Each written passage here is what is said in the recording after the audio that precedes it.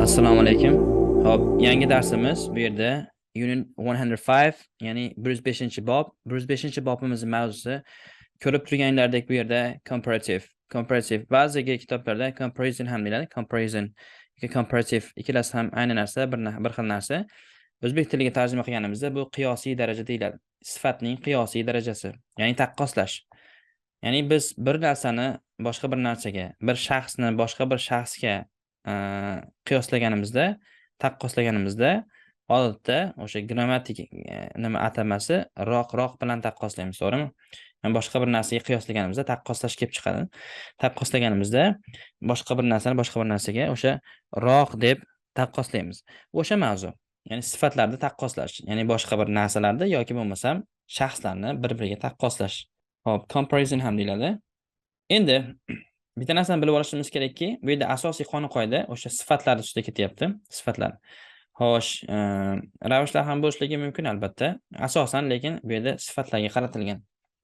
Xo'p, umumiy qonun-qoida bir sifatni biz taqqoslaganimizda roq degan ma'no chiqarmoqchi bo'lsak, agar u bir bo'g'inli bo'lsa, unga er qo'shimchasi qo'shiladi. Umumiy qonun-qoida bir bo'g'in bo'ladigan bo'lsa, odatda. Agarda u bir bo'g'indan oshiq, ikki bo'g'in yoki undan ortiq bo'ladigan bo'lsa, odatda mana more sifatning oldiga more qo'shiladi. Yana qaytaraman, bir bo'g'in bo'ladigan bo'lsa, unga odatda mana are yoki er qo'shimchasi qo'shiladi. Cheap degan fe'lni sifatni bilasizlar, arzon degan. Arzon, qimmat emas degan ma'noda. Hop, bir bo'g'in cheap. Expensive esa qimmat sifati, qimmat ma'nosini bildiruvchi sifat va bu ikki bo'g'indan oshiq expensive. Hop, demak 3 bo'g'in. Ya'ni ikki bo'g'indan oshiq, ikki bo'g'indan ortiq bo'lganligi uchun uni oldiga, ya'ni expensive sifati o'zi o'zgarmaydi. Bu kalimaga hech qanaqa o'zgartirish kiritilmaydi. Uni oldiga more kirib keladi. More ravishi. Va roq degan ikkalasi ham roq degan ma'noda ham bildiraman. Ikkalasi ham er qo'shilsa ham, demak more qo'shilsa ham o'sha roq degan ma'noda keladi, tarjima qilinadi. Endi o'qiydigan bo'lsak, yana bitta narsani bilib olaylikki, ko'pchilik o'sha talabalarda qilinadigan xatolardan biri, hop, undan qimmat. Biz o'zbek tilida o'z bilasizlarki, taqqoslaganda oddiy sifat darajasida aytamiz. Ya'ni sifatning oddiy darajasida aytamiz. Roqni qo'shib aytmaymiz. Lekin ingliz tilida unday emas. Siz bir narsani boshqa bir narsa bilan taqqoslaydigan bo'lsangiz, albatta o'sha qiyosiy darajada bo'lishligi kerak. Mana misol uchun o'zbek tilida o'zingiz o'ylab ko'ring, u undan boy deb aytamiz yoki u undan kambag'al, nochor, faqir deymiz. Faqirroq demaymiz yoki bo'lmasam kambag'alroq demaymiz, boyroq demaymiz. Odatda o'zbek tilida og'zaki o'zbeklar ichida singib ketgan shu ko'rinish boshqa bir narsani boshqa bir narsaga taqqoslaganda yoki bir shaxsni boshqa bir shaxsga taqqoslaganda biz roq qo'shib emas, balki sifatning o'zini ko'rinishidagi, ma'nosidagi so'zda aytamiz, ishlatamiz. O'sha aytganimizdek, bu mashina, aytaylik, meni mashinam seni mashinangdan tez yoki bo'lmasam uni mashinasi seni mashinangdan qimmat deymiz. Qimmatroq demaymiz yoki tezroq demaymiz, to'g'rimi? Lekin ingliz tilida unday emas. O'shanga e'tibor qilasizlar. Odatda chunki o'quvchilar o'rganishlar orasida shunday narsa bo'ladiki, tilni yangi o'rganayotgan paytda hop, taqqoslab sizga gaplar tuzadi, boshqa qiladi. Gaplar tuzgan paytida o'sha oddiy darajada aytib qo'yadi-da. Misol uchun aytaylik. Misol uchun he's good than me deydi. He's good than me yoki bo'lmasam he's bad than me deydi. Yoki he's smart than me deydi. U mendan ko'ra misol uchun aqlliroq demoqchi bo'lsa, u mendan ko'ra aqlli deb aytadi-da o'zbek tilida. U mendan ko'ra aqlli, u mendan ko'ra tez deydi va hokazo. O'sha holatidan o'zbekcha urf-odatdan kelib chiqib turib tarjima qiladi-da. O'shandan keyin xatolikka yo'l qo'yadi. O'shaning uchun aytiladiki, bilasizlar, xo'p, inson bir tilda o'rganayotgan paytda, bir tilda o'rganar ekan, u nafaqat tilda, balki o'sha tilda gaplashuvchi xalqni, o'sha millatni urf-odati ham o'rganiladi-da. Biz o'zimizni urf-odatdan o'rganayotgan tilimizga moslab turib tarjima qilsak, boshqa qilsak, adashib qolamiz-da. Ya'ni adashib qolamiz qaysi ma'noda? Xatolikka yo'l qo'yishimiz ehtimoli ko'p bo'ladi. Xo'sh, mana qaranglar endi. Hop, in part A, A qismida aytyaptiki, look at these examples. Bu misollarga qarang. How shall we travel? Qanaqa qilib boramiz deyapti. Travel o'zi sayohat qilmoq degani, sayohat qilmoq degan ma'noda. Sayohat qilib yurmoq, sayr qilmoq degani. Lekin ba'zan o'sha sayohat qilmoq, sayr qilmoq ma'nosi o'sha yurmoq degan ma'noda ham aytiladi, yurmoq. Yurmoq qaysi ma'noda yurmoq? Hop, biz bilamizki, yurmoq faqatgina inson oyog'i bilan yurmoqqa nisbatan biz o'zbek tilida ham yurmoq deymiz. Hop, misol uchun sayohat ma'nosida ham yurmoq deb aytishimiz mumkin. Hop, o'shaning uchun mana bu travel ma'nosi ham yurmoq degan ma'noda ham ishlatiladi. Yurmoq degan ma'noda. Hop, va bormoq degan ma'noda ham ishlatilishi mumkin. Bormoq. Tushunarlimi? Bormoq degan ma'noda. Chunki zotan o'sha sayohatning ma'nosi siz nimadir vositasida borishligingizga tushunadi, to'g'rimi? Ya'ni bir nuqtadan ikkinchi nuqtaga borishga nisbatan odatda o'sha sayohat qilib borasiz. U albatta siz dam olishlik uchun oromgohga borishligi shart emas yoki o'zingizni vataningizdan boshqa bir vatanga aylangani yoki dam olishga borish shart emas. Bir nuqtadan ikkinchi nuqtaga borishga ham travel deb aytilaveradi ingliz tilida. O'shani bilib qo'yishlar kerak. Misol uchun siz universitetda, litseyda yoki mesela qanaqadir nimada o'qiysiz, oliygohda yoki ishlaysiz, ishingizdan uyingizga chiqib ketishdan, ishingizdan uyingizgacha yoki uyingizdan ishingizgacha borishingizga ham travel yoki bo'lmasam trip deb aytilishi mumkin. Trip bilasizlar, travelning sinonimi. Chunki o'sha ham sayohatning bir turida, sayrning bir turi. Sayrni sayohatda, ya'ni yurib borishlikning bir turi. Xo'p, o'shaning uchun mana how shall we travel? Qanday qilib sayohat qilamiz ma'nosida emas, qanday qilib boramiz deb aytishimiz bilan. Shall we drive or go by train? Mashinada, ya'ni mashina minib boramizmi? Mashina haydab boramizmi yoki poyezdda boramizmi deyapti. Let's drive. Mashinada boramiz. Bu yerda albatta shart emas. Let's go by car deyish shart emas tarjimada. Ya'ni mashinada boramiz deyishligimiz. Drive o'zi mashina haydamoqqa nisbatan ishlatilgandan keyin tarjimada o'shanday deb aytaverasiz. Mashinada boramiz deb. Hop, mashina haydab boramiz. Mashinada boramiz. It's cheaper. Demak, u arzonroq deyapti. Arzonroq. Hop, ko'rasizlar? It's cheaper.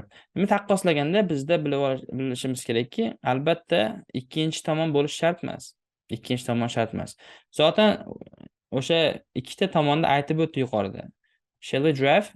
Mashina haydab boramizmi yoki poyezdda boramizmi deb turib ikkita tomonni aytib o'tdi. O'shaning uchun yana ikkita tomonni qaytadan takrorlamayapti bu yerda. It's cheaper deb qo'yapti. It's cheaper mana. Let's drive deb turib mana mashinada boshlaydi. Tanlash bo'ldi. Endi it's cheaper deyapti. Tanlab bo'lgandan keyin mana bu nimani mashinada boshlaydi. Arzon deb nazarda tutyapti. Nimadan ko'ra it's cheaper than train yoki it's cheaper than going by train degan ma'no bor bu yerda orqasida. Xo'sh, keyingisi don't go by train. Poyezdda bormagin. It's more expensive. U qimmatroq deyapti. U qimmatroq. Nimani aytyapti endi? Poyezdda borishlikda. Ko'rasizlar, bu yerda cheap degan sifatimizni qiyosiy darajaga aylantiryapti. Roq degan ma'noga. It's cheaper, qimmat, arzonroq. Bunisida esa it's more expensive. Bunda esa qimmatroq deyapti. Expensive so'zimiz ikki bo'g'indan ortiq bo'lganligi sababidan uni oldiga more qo'shilyapti. Roq degan ma'noda bildirishlik uchun. Cheaper and more expensive are comparative forms. Ya'ni o'sha cheaper bilan more expensive comparative forms. Comparative forms o'sha aytganimizdek qiyosiy shakllarda deyapti. Qiyosiy darajalar demoqchi. Sifatning qiyosiy darajasi. Sifat 3 darajasi bor bilasizlar. Oddiy darajasi, ikkinchisi qiyosiy daraja, mana bu o'tayotganimiz, uchinchisi superlative deyiladi. Buni o'tamiz inshaalloh. Orttirma daraja. Mana after comparatives you can use then. Ya'ni o'sha mana bu qiyoslashdan keyin, taqqoslashdan keyin bilasizlar, ayni qiyoslash, taqqoslash ma'nosida then olmoshi ishlatiladi. Then. Xo'p, va o'zbek tiliga tarjima qilinayotganda then ga qaraganda, ga ko'ra, ga nisbatan deb tarjima qilinishi mumkin. Xo'p, it's cheaper to drive than go by train. Ya'ni poyezdda borgandan ko'ra mana mashinada borishlik arzonroqdir deyapti. Arzonroq tushadi desiz ham bo'ladi albatta. Hop, going by train is more expensive than driving. Ya'ni poyezdda borish mashinada borishlikdan ko'ra qimmatroq deb aytayapti. Qimmatroqdir yoki qimmatroqqa tushadi desiz ham bo'ladi tarjimada. Hop, part B, mana o'sha yuqorida aytganimizdek, o'sha qonun qoidasini aytib o'tyapti. Asosiy bu yerdagi mavzuyimiz qonun qoidasi, ya'ni e'tiborli nuqtasi. The comparative forms is er bilan more. Ya'ni o'sha bizga qiyosiy darajani beruvchi qo'shimchalar yoki so'z, mana bu aytganimizdek bir bo'g'inli bo'lsa er yoki bo'lmasam, agar u ko'p bo'g'inli bo'ladigan bo'lsa, ikki bo'g'indan ortiq bo'ladigan bo'lsa, more ishlatiladi. More. Ya'ni roq deb beradi o'zbek tilida. Hop. We use ER for short words, one syllable. Yani aytyapti, ko'rganingdek, ER'ni biz qisqa so'zlar, kalta so'zlar uchun ishlatamiz. Ya'ni bir bo'g'inli. Cheap, cheaper. Fast, faster. Mana cheapniki cheaper bo'lyapti. Arzon, arzonroq. Fast, faster. Demak, tez, tezroq. Large, katta. Larger, kattaroq. Thin, bu yerda e'tibor qilinglar, mana large oxir i bilan tugayapti. ER emas, r qo'shilyapti desa to'g'riroq bo'ladi. Hop. Hop. ER bilan R deb aytgan to'g'riroq bo'lar edi bu yerda. Hop. Thin ingichka, nozik, thinner ingichkaroq, nozikroq degan ma'noda. Hop. Endi mana bunisiga qaytamiz. Bu yerda to'xtab turamiz. Bunisiga qaytamiz. Hop, agar u ikki bo'g'in bo'ladigan bo'lsa yoki undan ortiq bo'ladigan bo'lsa, biz o'sha sifatni oldiga more kalimasini, more so'zini, more ravishini qo'yamiz. Hop. Baribir ma'no bitta narsa. Ya'ni o'sha bunda ham, unda ham roq degan ma'noda bildiradi. More serious. Serious degani o'sha bilasizlar, jiddiy degan ma'noda. More serious bo'ladigan bo'lsa, jiddiyroq. Hop, often ko'pincha, tez-tez, more often. Yanada ko'p, ya'ni ko'pincharoq, tez-tezroq degan ma'noda. Hop, tez-tezroq demaymiz odatda, lekin yanada tez-tez degan ma'noda. Hop, more expensive. More expensive. O'zi often bu yerda o'sha nima bo'lib kelyapti? Ravish ma'nosida. Hop, more expensive, expensive bilasizlar, qimmat, qimmatroq, more expensive. Comfortable, bu bilasizlar, qulay degan ma'noda. Comfortable deb o'qilinmaydi. O'shanaqa xatolikka yo'l qo'ymaysizlar. Ba'ziga o'sha boshlang'ich nimalarda, ibtidoiy darajalarda comfortable deb o'qishadi ba'zan. Talabalar, o'quvchilar comfortable emas, comfortable deb o'qiysiz. More comfortable. Bu degani qulayroq degan ma'noda.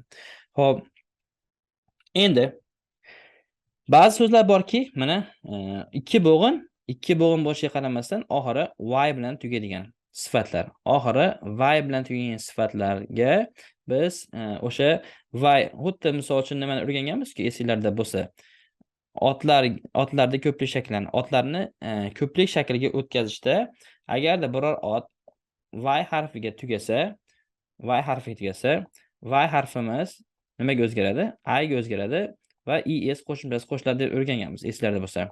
Xo'p, xuddi shunga o'xshash, bunda ham oxiri y ga tugaydigan sifat bo'ladigan bo'lsa, y ga tugaydigan sifatimiz I harfiga o'zgaradi va er qo'shimchasi qo'shiladi. Xo'p. Misol uchun, lucky omadli degani, omadi bor degani. Xo'p, luckier bo'ladi. Xo'p, early. Xo'p, early bilasizlar, erta, barvaqt, vaqtli degan ma'noda. Earlier, mana vaqtliroq degan ma'noda. Easy, oson, yengil. Xo'p, easier, osonroq, yengilroq degan. Mana ko'ryapsizlar, y harfimiz I ga o'zgaryapti va er qo'shimchasi qo'shilyapti. Pretty, o'sha go'zal, chiroyli degan ma'noda. O'tgan mavzuyimizda o'tdik. Eslarda bo'lsa, o'sha ravish ma'nosida ham ishlatiladi. Ancha-muncha degan ma'noda. Prettier, mana prettier bo'ladi. Prettier, ya'ni o'sha mana I ga o'zgaryapti va er qo'shimchasi qo'shilyapti. Xo'p, endi bu yoqda more so'zni aytyaptiki, mana o'zi aytdiki, faqatgina sifatga emas, o'zi bu mavzuyimiz sifatni qiyosiy darajasi. Lekin o'sha biz bilib olishimiz kerakki, mana bu joydagi more kalimamiz, ya'ni more ravishimiz ravishlarga ham qiyosiy daraja sifatida ishlatiladi. Ravishlarga ham, faqatgina sifatlarga emas. Mana bu joyda faqatgina mana bu sifatlarda qiyosiy darajaga aylantiryapti. Mana more serious yoki more expensive. Mana bular chunki expensive, comfortable bilasizlar sifat. Endi mana bularda esa slowly, easily, seriously, quietly degan so'zlarimiz ravish hisoblanadi. Ravish. Va bu ravishlarni oldidan, ya'ni 2 va undan ortiq bo'g'indan tashkil topgan ravishlarimiz oldidan more keladigan bo'lsa, o'shanda ham roq degan ma'noda ham bildiradi. More slowly, ya'ni sekinroq. Misol uchun aytishingiz mumkinki, please speak more slowly. Iltimos, sekinroq gapiring deb. Xo'p, misol uchun speak slowly desak, sekin gapiring bo'ladi, to'g'rimi? Sekin uslubda, sekin yo'sinda, sekin tarzda, sekin ko'rinishda, sekin holatda degan ma'noda. Xo'p, yoki sekinlatib desiz ham bo'ladi, sekinlatib gapiring. Xo'p, lekin mana bu joyda more qo'shiladigan bo'lsa, sekinroq degandek o'sha qiyosiy darajaga o'tib ketadi. Please speak more slowly. Iltimos, sekinroq gapiring. Xo'p, more easily, osonroq, yengilroq, osonroq holatda, osonroq uslubda desam bo'ladi. Chunki bularda hammasi mana bu ravishlarda aytayotganingizda, ravishda bilamizki, asosiy ko'pchilikni aksar ravish degan mavzuda haqiqiy aksarini tashkil qiladigan ravishlar bu fe'lni sifatlaydigan ravishlar hisoblanadi, to'g'rimi? Demak, ravishni asosiy nimasi, tarjimasi o'sha o'zbek tilida uslubda, yo'sinda, holatda, tarzda deb turib, o'sha so'zlarni qo'shib gapirishingiz, tarjima qilishingiz mumkin. O'shani esdan chiqarmanglar. O'sha ravishni siz tarjima qilayotganda o'zbek tiliga uslubda, odatda, tarzda, yo'sinda, yo'lda, yo'nalishda yoki qilib degan so'zni ham qo'shib qo'yishingiz mumkin hatto ravishga. Hop, misol uchun aytaylik, nima deyishingiz mumkin? O'sha nima deydi? Sekinroq bizda ba'zi nimalar bor-ku, ravishlar. Hozir aynan shu hozir nima kelmayapti, mana nimam kelsa, hayolim kelsa aytaman. Bir narsa qilib kelgin deydi. Yoki bo'lmasam jim qilib kelgin yoki hokazoga o'xshagan qilib degan ma'noda ham qo'shsangiz bo'ladi. Aynan o'sha maziyat chiqqanda men sizlarga ko'rsataman. Qilib degan so'zni ham hatto ravishga qo'shsangiz bo'ladi. Ya'ni tarjimada u yoqda misol do degan so'zni qo'shib qo'ymaysiz inglizcha gapingizga. More slowly, mana sekinroq, ya'ni sekinroq qilib yoki sekinroq qilib gapir deb aytiladi-ku ba'zi she'rlarda. O'sha ma'noda. Xo'p, sekinroq uslubda, sekinroq yo'sinda, sekinroq tarzda deb tarjima qilaverasiz. Hop, qolganlar ham shunaqa. More seriously, jiddiyroq ko'rinishda, jiddiyroq uslubda, jiddiyroq holatda, jiddiyroq tarzda gapirgin yoki jiddiyroq holatda turgin deb aytiladi. O'sha more slowly bo'ladi. More quietly. Quietni bilasizlar, o'sha ma'nosida ezmalanib degandek yoki bo'lmasam bu ham o'sha slowlyga sinonim bo'la oladi va o'sha jimgina degan ma'noda. Jimgina, astagina deydi-ku o'sha narsa. Ya'ni jimroq bo'lgan holatda deganda. Xo'p, keyingisi. Compare these examples. Bu misollarni taqqoslang. Ya'ni o'sha bir bo'g'inli bilan va ikki yoki undan ortiq bo'g'inli bo'lgan sifatlarni qiyosiy darajalarini taqqoslayapti endi. You are older than me. Demak, siz mendan ko'ra kattaroqsiz, ya'ni yoshga nisbatan. You are older than me. Siz mendan ko'ra kattaroqsiz. You are more patient than me. Demak, siz mendan ko'ra, menga nisbatan, menga qaraganda sabrliroqsiz degani. Xo'p, ya'ni patient bu yerda o'sha sabrli degan ma'noda iste'mol qilinyapti. The exam was quite easy, easier than I expected. Xo'p, demak imtihon mana bu quietda o'tgan mavzuyimizda o'tdik. Esinglarda bo'lsa, imtihon anchagina oson bo'ldi, deyapti. Xo'p, ya'ni mana bu chiziqcha ingliz tilida o'rtada keladigan bo'lsa, o'sha o'zbek tiliga ba'zan ya'ni deb tarjima qilinadi. O'rtada keladigan bo'lsa, ya'ni. Xo'sh. Ya'ni mana bu o'sha chiziqchadan oldin kelayotgan gapingizni yana ham tushuntirmoqchi bo'ladi-da, o'sha chiziqcha. O'shanga yana ham izoh beradi. O'shaning uchun ba'zan ya'ni deb tarjima qilishingiz mumkin. The exam was quite easy. Imtihon anchagina oson bo'ldi. Ya'ni easier than I expected. Ya'ni men kutgandan ko'ra ham osonroq deyapti. Men kutgandan ko'ra ham, men kutganga qaraganda, men kutgandan ko'ra osonroq, yengilroq deyapti. The exam was quite difficult. Yana ham kelyapti mana sizcha dash hyphen deyiladi bu. More difficult than I expected. Ya'ni men kutgandan ko'ra qiyinroq bo'ldi deyapti. Xo'p, imtihon anchagina qiyin bo'ldi, ya'ni men kutgandan ko'ra ham qiyinroq bo'ldi deyapti. Xo'p, keyingisi. Can you walk a bit faster? Demak, biroz tezroq yura olasizmi? Faster. Mana a bit o'sha nimada kelyapti? Ravish ma'nosida. A bit deb bilasizlar, o'sha a little degan ma'noda. A little. Biroz degan ma'noda. Hop, biroz tezroq yura olasizmi? Yura olasanmi? Hop, can you walk a bit more slowly? Biroz sekinroq yura olasanmi deyapti endi bu yerda. Faster, slowly. Bu yerda ham mana bu fasterimiz nima? Fasterimiz ravish, sifat emas, o'shani bilib olinglar. Ham ravish. Hop, chunki mana bu walk sifatlayapti-da. Walk sifatlayapti. Faster bu yerda sifat emas, ravish bilib olinglar. Chunki bilasizlarki, mana bu sifat nimani fe'lni sifatlamaydi. O'shani bilib olishlar kerak-da. O'shani bilasizlar-ku. Sifat hech qachon fe'lni sifatlamaydi. Ravish fe'lni sifatlaydi. Hop. I'd like to have a bigger car. Demak, meni kattaroq mashinam bo'lishni istayman deyapti. Kattaroq mashinaga ega bo'lishni xohlayman. Hop, deb aytayapti. Hop, bu yerdagi bigger deb bilasizlar. Endi bu sifat, ya'ni qanaqa sifatning qiyosiy darajasi bo'lyapti. I'd like to have a more reliable car. Demak, reliable degani bu ishonchli degani, ishonchli. Hop, menda ishonchliroq mashinam bo'lishini istayman deyapti. Meni ishonchliroq mashinam bo'lishini istayman. Hop, reliable. Hop, keyingi last night I went to bed earlier than usual. Demak, men kecha payt men odatdagiga qaraganda, odatdagidan ko'ra ertaroq, vaqtliroq, demak joyimga borib yotdim, uxladim deyapti. Demak, bu yerdagi earlier de nimasi, ma'nosi nima bo'lyapti? Earlier de ma'nosi bu yerda o'sha nima bo'lyapti? Ravish ma'nosida. Earlier. Chunki early deb bilasizlarki, ham sifat, ham ravish bo'lishi mumkin. Bu yerda ravish ma'nosida kelyapti. Sababi nimaga? Mana bu I went to bed deganimizdagi fe'limizni sifatlayapti. Fe'lni sifatlaydigan so'zimiz ravish bo'ladi. Hop, I don't play tennis much these days. Ya'ni men shu kunlarda ko'p tennis o'ynamayapman. Ko'p tennis o'ynamayman, ya'ni o'ynamayapman. I used to play more often. Demak, oldin aytmoqchiki, oldin avvallari, demak ko'proq o'ynardim deyapti. Ko'proq, yanada tez-tez, ya'ni ko'proq, tez-tezdan ham ko'proqda, ya'ni ko'proq o'ynardim. Often de ma'nosi o'sha ko'proq va tez-tez degan ma'noda bilasizlar. Hop, ya'ni anchagina tez-tez bo'ladi.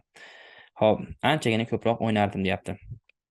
Hop, endi bu yerda yana o'sha muhim nuqtalardan biri, bilib olinglar, aynan yodlashlik kerak bo'lgan nuqtalaridan. We use both er or more with some two-syllable adjectives especially. Yana aytayaptiki, biz mana bu o'sha qiyosiy darajani beruvchi er yoki more so'zlari, more bilan er qo'shimchalarini biz ikki, mana ba'zan degan, mana ba'zi bir degan joyi bor. Hamma demagan. O'sha ba'zi bir deganligi uchun ba'zi birlarni keltiryapti. Ba'zi bir ikki bo'g'inli sifatlar bilan ham ishlatamiz deyapti. Ikki bo'g'inli. O'zi biz aytdik-ku, agar ikki bo'g'in bo'ladigan bo'lsa, biz o'zi more ishlatamiz deb aytdik yuqorida, mana bu joyda eslatib olsa, mana two syllables or more deb aytdik. Ya'ni ikki bo'g'in yoki undan ko'p bo'lsa more deb ishlatamiz dedik. Lekin bu yerda aytayaptiki, ba'zi bir ikki bo'g'inli so'z sifatlarning oldidan, demak, erda ham more'da ham ishlatishimiz, qo'llashimiz mumkin edi. Ya'ni roq degan ma'noda chiqarishlik uchun. Hop, o'shalarda aynan ba'zi deganligi uchun o'shalardagina beryapti. Clever, demak bu bilasizlar, aqlli degani clever. Demak, clever desa ham bo'ladi yoki bo'lmasa buni more clever desa ham bo'ladi. Hop, narrow degani bu tor degani. Bilasizlar, narrow. More narrow desa ham bo'ladi, narrower desa ham bo'ladi. Hop, quiet aytganimizda yuqorida o'tildi. Quiet degani bu o'sha jim degan ma'noda, jim degani. Tinch degan ma'noda. Agar bu tni bu yog'ida keladigan bo'lsa, ravish bo'lib o'tdik. Butkul, tamoman va hokazo ancha-muncha degan ma'noda. Agar buni oldidan keladigan bo'lsa, jim, tinch degan ma'noda. Buni demak, buni ham xuddi mana bu qonun qoidaga ko'ra quieter desam bo'ladi, more quiet desiz ham bo'ladi. Shallow degani bu sayoz degani. Sayoz, ya'ni o'sha deep ni teskari ma'nosi antonim hisoblanadi. Sayoz. Shallower desam bo'ladi, more shallow desam ham bo'ladi. Simple, oddiy, sodda degan ma'noda simpler desiz ham bo'ladi, more simple desiz ham bo'ladi. Mana gaplar beryaptiki, it's too noisy here. Demak, bu yer o'ta shovqinli, juda shovqinli ekan. Can we go somewhere quieter? Birorta tinchroq joyga borsak bo'ladimi? Bora olamizmi? deyapti. Hop, quieter demak bu yerda o'sha sifat bo'lib kelyapti va sifatning qiyosiy darajasi.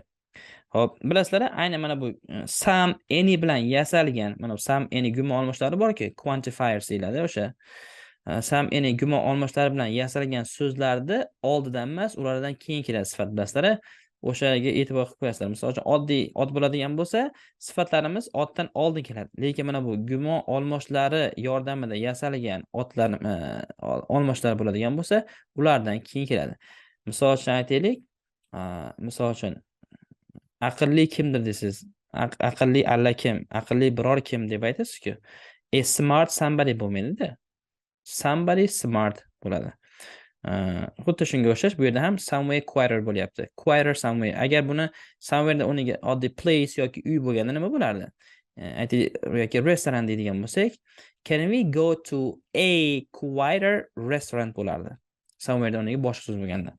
Lekin bu some bilan anydan tashkil topganligi uchun buni orqasidan, ketidan keladi sifatimiz. O'shanga e'tiborli bo'lasizlar. Somewhere more quiet. Demak, mana bu aytayaptiki, quieter o'rniga more quiet deb ham ishlatsak bo'ladi. Aytganimizdek, mana bu oddiy otlardan common noun deydik, oddiy ot. Oddiy otlardan bo'lganda mana bu yerda kelgan bo'lardi. Xo'sh. Keyingisi part C. Hop, C qismida a few adjectives, ya'ni a few ba'zi sifatlar ketyapti. A few adjectives and adverbs, ya'ni ba'zi sifatlar va ba'zi ravishlar nima? Have irregular comparative forms. Ya'ni o'sha ba'zi sifatlarimiz bilan ba'zi ravishlarimiz borki, ingliz tilida ularni boshqacha shakliga, ya'ni noto'g'ri deymiz-ku, noto'g'ri fe'llar jadvalini yodlagansizlar, bilasizlar. Noto'g'ri fe'llar ingliz tilida bo'lgani singari ingliz tilida noto'g'ri sifatlar ham bor. O'sha ya'ni tuzilishi, ularni qiyosiy darajasi, ularni o'sha superlativ orttirma darajasi boshqacha shaklda. Ya'ni o'zagi o'zgarib ketadigan shaklda yasaladigan sifatlarimiz, ravishlarimiz bor. O'shalarni keltiryapti bu yerda. Xo'p. Endi goodni bilasizlar. Xo'p, yaxshi sifat, demak well, ya'ni o'shani ravishi.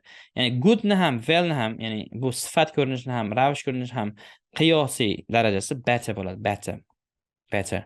Demak, yaxshiroq deb sifatni aytmoqchi bo'lsam better bo'ladi. Yaxshiroq deb turib siz ravish ma'nosida aytmoqchi bo'lsam better bo'ladi. Misol uchun aytaylik, bu yaxshi kasb, yaxshiroq kasb desiz. This is a better job bo'ladi. Endi bu ishni yaxshiroq qil desiz. Do this job better bo'ladi. Ya'ni bir xil. Ko'ryapsizlar? Ya'ni ravish ko'rinishi ham, sifatni qiyosiy ko'rinishi ham bir xil. Hop, this garden mana, uzr. The garden looks better since it's tidied up. Ya'ni tidy up degani o'zi aslida bilasizlar yig'ishtirmoq degan bo'ladi. Hop, ya'ni bog', sen uni yig'ishtirganingdan beri yaxshiroq ko'rinishda deyapti. Ya'ni ko'rinish yaxshi demoqchida. Bog'ni ko'rinishda sen uni yig'ishtirganingdan buyon, yig'ishtirib qo'yganingdan beri yaxshiroq ko'rinishda. Ko'rinishi yaxshi deb aytayapti. I know him well, probably better than anybody else knows him. Ya'ni men uni yaxshi bilaman. Ya'ni boshqa birorta inson, boshqa biror kim uni bilganidan ko'ra ham yaxshiroqdir balki deyapti. Hop, badly. Bad bilasizlar yomon, bu yerda sifat, badly bo'lsa ravish. Endi bad va badly ham sifat, ham ravish ko'rinishini qiyosiy darajasi ham bir xil. Worse bo'ladi, worse. Yomonroq degani. Yomonroq deb sifatlasangiz ham, demak, sifat qilib qiyosiy darajada ishlasangiz ham worse bo'ladi. Yomonroq holatda, yomonroq uslubda deb turib siz ravishdan aytmoqchi bo'lsangiz ham worse bo'ladi. How is your headache? Demak, bosh og'rig'ing qalay deyapti. Qanday holatda? Better, yaxshiroqmi? Ya'ni yaxshimi deb biz o'zbek tilida tarjima qilganda yaxshimi deb tarjima qilinaveradi. Lekin o'zi asli nima bu? Qiyosiy daraja bo'lgani uchun yaxshiroqmi bo'ladi. Ya'ni o'sha og'riyotgan holatidan, og'rib turgan holatidan yaxshiroq holatga o'tdimi? Yaxshiroq holatdami deb so'rayapti. Better? No, it's worse. Yo'q, yomonroq deyapti mana. Yomonroq. Bu yerda endi sifat bo'lyapti. Sifatni qiyosiy darajasi. Hop, he did very badly in the exam. Worse than expected. Ya'ni aytayaptiki, u imtihonda juda ham yomon topshirdi. Imtihonda yomon, ya'ni imtihonni pachavasini chiqardi deganda bu. Imtihon do an exam degani imtihon topshirmoq degani o'zi aslida. Imtihonda yomon qildi. Ya'ni yomon o'zlashtirdi. Imtihonda yomon topshirdi. Juda ham yomon topshirdi. Ya'ni worse than expected. Ya'ni kutilgandan ko'ra ham yomonroq holatda deyapti. Hop, endi bu yerdagi worse nima ma'noda kelyapti? Ravish ma'nosida kelyapti. Mana bu did degan sifat, did degan fe'limizni sifatlab kelyapti. Worse than expected bo'lib. Hop, keyingi oxirgi so'zimiz bu yerda far, further or farther. Ya'ni o'sha far uzoq bor-ku, uzoq degan so'zimiz, kalimamiz. O'sha sifatni yoki ravish ham bo'lib keladi. O'shani qiyosiy darajasi ikki xil ko'rinishga ega. Further bo'lishi ham mumkin, farther bo'lishi ham mumkin. Demak, siz istasiz further da ishlashingiz ham mumkin, farther da ishlashingiz ham mumkin. Demak, uzoqroq degan ma'noda bo'ladi. Hop, it's a long walk from here to the park. Demak, u deganda endi bu yerda itni u deb tarjima qilamiz. Bu yerda chunki masofani aytayapti. Masofani aytganda it shaxssiz ega bo'lib turib tarjima qilinmaydi. Lekin gapda kelishligi kerak bo'ladi. Xullas aytayaptiki, bu yerdan parkgacha a long walk, uzoq yo'l, ya'ni uzoq yurishlik, uzun yo'l demoqchida, a long walk. Uzoq yo'llik masofa. Hop, ya'ni further than I thought. Ya'ni men o'ylagandan ko'ra ham uzoqroq deyapti. Yoki ya'ni men o'ylagandan ko'ra ham uzoqroq ekan deyapti. Hop, further o'rniga albatta farther deb ishlasangiz ham bo'ladi. Hop, note that, ya'ni shu narsa e'tibor qilingki, farther emas deyapti. Endi ko'ringlar. Aynan shu diqqatli grammatikaning diqqatli nuqtalari shu yer. Hop, farther emas endi deyapti. Farther, mana bu joyda uzoqroq degan ma'noda siz furtherni ham yoki farther ikkita variantni bittasini, ya'ni ikkalasini qaysi biri bo'lsa ham ishlashingiz mumkin. Lekin bu yerda boshqacha ma'noda farther emas, also means more, additional degan ma'nosi bor. Ya'ni yana, qo'shimcha, dp deymiz-ku. Qo'shimcha, yana degan ma'nosi bor. O'sha ma'noda further bo'lib keladi. Ya'ni further o'sha ma'nosi ham bor, farther bermaydi uni. O'shanga diqqatli bo'lasizlar. Further'da ikkinchi ma'nosi. Ya'ni bu yerda uzoqroq degan ma'noda kelmayapti. Endi bu yerda yana, qo'shimcha degan ma'noda ishlatilyapti. Let me know if you hear any further news. Aytayaptiki, agar yana birorta xabar eshitsang yoki eshitsangiz, menga xabar bering deyapti. Mana bu joydagi furtherning ma'nosi yana degan ma'noda kelyapti. Ya'ni more degan ma'noda kelyapti. Any more news. Yana birorta xabar eshitsang, menga xabar bergin deyapti. Tushunarlimi? Further demak o'sha u ma'noda bermaydi. Further beradi faqat. Yana qo'shimcha degan ma'noda berishlik uchun. Xo'p, o'sha qiyosiy darajamizni o'sha comparison yoki comparative mavzusini birinchi qismi shundan iborat edi. Inshaalloh kelasi darsga endi unit 106 106-unitda, ya'ni o'sha comparison mavzusini, qiyosiy daraja mavzusini keyingisini ikkinchi qismini davom ettiramiz. Mavzuyimiz shu yergacha edi. Keyingi darsda kelasi mavzuda ko'rishguncha deb qolaman. Salomat bo'linglar.